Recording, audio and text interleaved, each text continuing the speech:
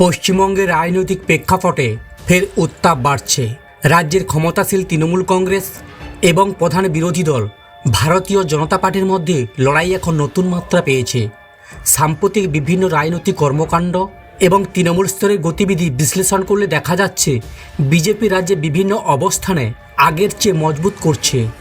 রাজনৈতিক মহলের মতে এই পরিস্থিতি মুখ্যমন্ত্রী মমতা বন্দ্যোপাধ্যায়ের জন্য বড় চ্যালেঞ্জ হয়ে দাঁড়াতে পারে। গত কয়েক বছরে পশ্চিমবঙ্গের রাজনীতিতে আমূল পরিবর্তন লক্ষ্য করা গেছে।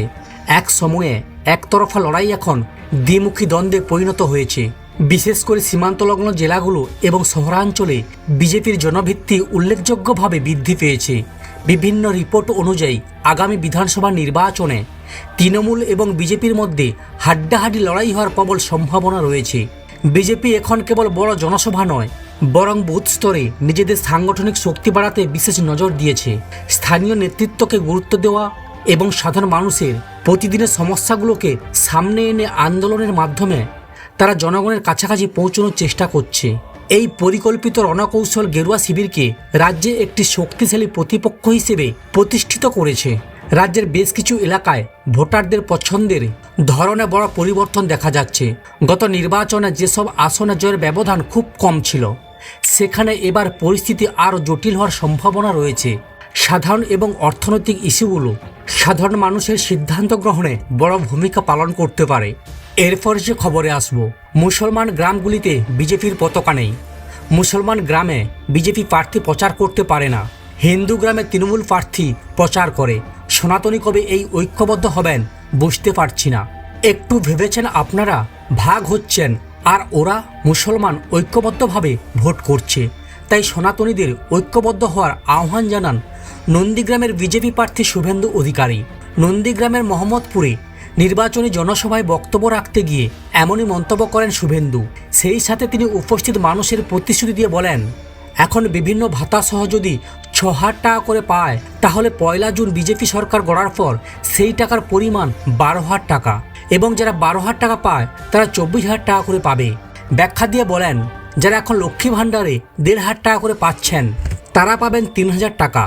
বার্ধক্য ভাতা 1,000 টাকা বেড়ে 2,000 টাকা হবে। সেই সাথে যুবসাথীর টাকা 1,500 টাকা বেড়ে হবে 3,000 টাকা। 5 বছরের জন্য নয়, যতদিন না কর্মসংস্থান হবে ততদিন দেওয়া হবে। 2026-এর বিধানসভা নির্বাচনের উত্তাপের মাঝে নতুন বিতর্ক তৈরি হয়েছে মুখ্যমন্ত্রী মমতা বন্দ্যোপাধ্যায়ের গাড়ি তল্লাশি এবং অভিষেক রুজিরা বন্দ্যোপাধ্যায়ের নাম করে হোয়াটসঅ্যাপে নির্দেশিকা দেওয়ার অভিযোগ ঘিরে। তৃণমূল কংগ্রেসের তোলা এই চাঞ্চল্যকর অভিযোগের পরিপ্রেক্ষিতে এবার অবস্থান স্পষ্ট করল নির্বাচন কমিশন। বুধবার ইসলামপুরের এক জনসভা থেকে মুখ্যমন্ত্রী মমতা বন্দ্যোপাধ্যায় অভিযোগ করেন যে দমদম বিমানবন্দরে কেন্দ্রীয় বাহিনী তার গাড়ি আটকানোর চেষ্টা করছিল। তিনি সরাসরি চ্যালেঞ্জ ছুড়ে দিয়ে বলেন, যদি তৃণমূল নেতাদের গাড়ি তল্লাশি করা হয়, তবে কেন প্রধানমন্ত্রী ও কেন্দ্রীয় স্বরাষ্ট্রমন্ত্রীর গাড়ি তল্লাশি করা হবে না?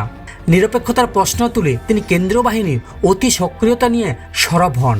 মুখ্যমন্ত্রীর অভিযোগের পাশাপাশি তৃণমূলের দাবি, কমিশনের পর্যবেক্ষকের একটি হোয়াটসঅ্যাপ গ্রুপে অভিষেক বন্দ্যোপাধ্যায় এবং তার স্ত্রী রুজিরা বন্দ্যোপাধ্যায়ের বিরুদ্ধে মানহানিকর তথ্য ছড়ানো হচ্ছে।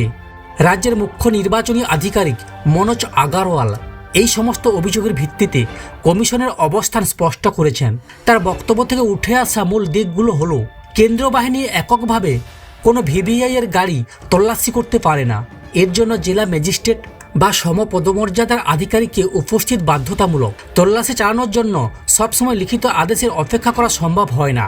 কোনো সন্দেহজনক গতিবিধি নজরে পড়লে তাৎক্ষণিক অবস্থা হিসেবে হোয়াটসঅ্যাপের বার্তা আদান প্রদান করা অস্বাভাবিক নয়।